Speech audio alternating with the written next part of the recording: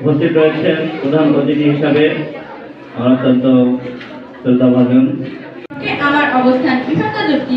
আমি মনে করি বাংলাদেশের জ্বালানি নিরাপত্তার অনাবাদিত জ্বালানির উপরে নির্ভরশীল, যার ফলে বৈদেশিক মুদ্রার রিস্ক কমে যাচ্ছে।